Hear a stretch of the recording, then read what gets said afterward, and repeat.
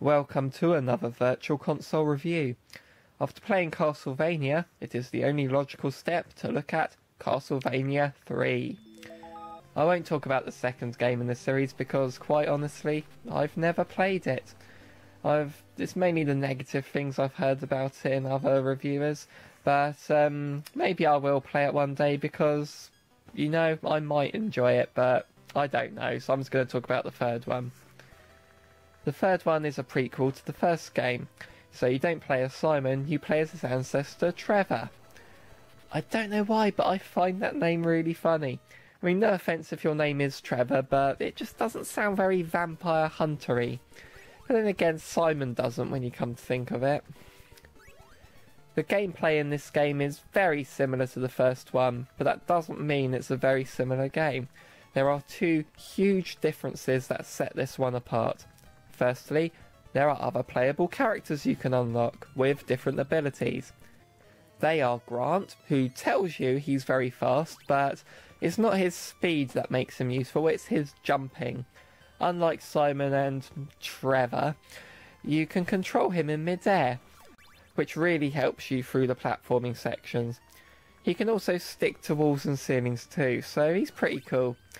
When you get to some later platforming sections, you really do notice how stiff Belmont moves when jumping, so Grant is a good companion to have. Just don't trade him out for another partner like I did if you're not confident with platforming.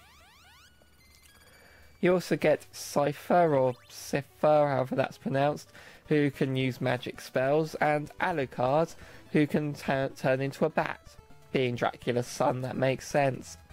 You can only have one partner at a time, and to find them does make use of the other difference this game has.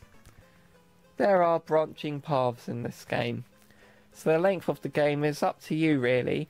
To give you an example, once you clear the first block, as they're sort of referred to as blocks of levels now, you can choose to go on an upper or lower path. The upper path will take you to the second block, which is a clock tower. You then climb the clock tower and beat the boss. Doing so frees Grant, and he can join you if you let him. And then you climb down the clock tower, and then you're on to level 3. If you chose the lower path though, you skip the clock tower completely and go to stage 3, which means you'll progress quicker, but you miss out on having Grant as a partner. Plus the stage 3 will be a bit longer as well.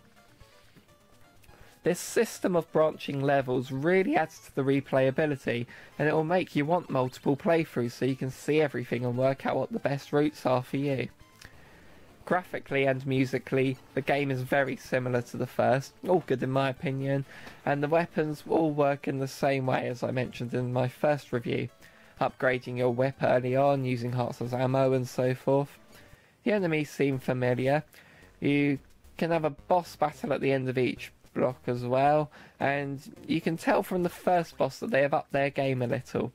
When I got to the end of the first block, I remember the boss of the first one just being a slightly bigger bat, and I was wondering what good simple boss would I have here, but Jesus, look at that thing! I mean, yeah, it's still a pushover, but it's much more intimidating than the giant bat at least. And remember that Medusa head you had to fight in the first one? Well, here we get a whole body. I mean, yeah, it's not that big and it's a pushover too, but it's only a mini-boss. One thing I've noticed about this game is there seems to be a lot more stairs. Stairs can be annoying if you can't attack while moving on them. It's only when staying still, and you can't jump. If you don't press up or down when properly on the stairs, the game acts as if they aren't actually there, and you'll just fall through them, which can result in some really annoying deaths.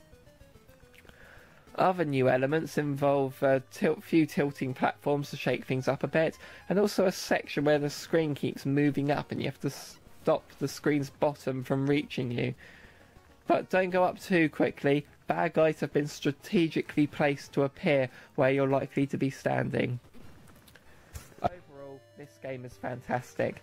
It brings the same classic gameplay from the first game and a lot of the difficulty as well.